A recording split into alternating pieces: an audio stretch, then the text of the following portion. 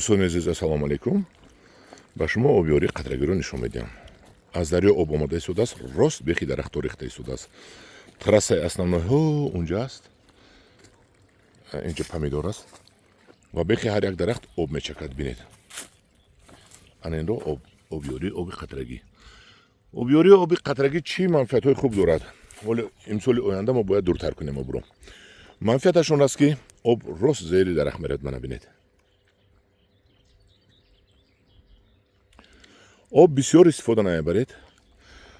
آب کم صرفه می شود، پولتان کم صرفه می شود، آبمون نمیکوبید. آبمون خودی همین شلنگ آبمون هست، آب رو درست میموند منه. و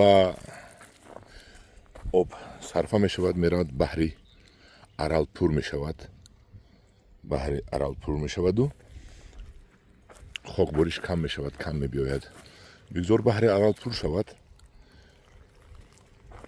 طبیعت باز احیا شود، زیبا شود منه.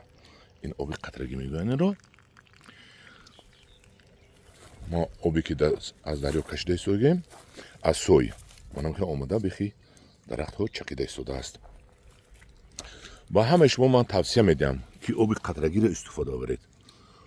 آب جویباری این نه آنقدر کار خوب است. استفاده برای آب جویباری بهترین این آب قطرگی است. من 2-3 ساعت اینجا آب سر میدیم. با همین تمام یک هفته پس با درخت ها رو با یک مرتبه دیگه آب میدیم. همداران عزیز، منم خیلی یاد گیرید آب قطرگی موندن رو، استفاده آب قطرگی رو. و حتما آب قطرگی مونید. من همین 100%، 300-400% به شما با باوری میگویم که استفاده برای آب قطرگی این بهترین چیز است. آب معجزه خداداد است. آب رو باید ما صرفه کنیم. بگذار پایان آب رود، بگذار دیگر خلق استفاده برد از ما. لیکن ما صرفه کردن در کار یکم هم صرفه هم بهترین آب این خیلی میخورد. درخت این خیلی نشونمایش خوب میشود با این آب.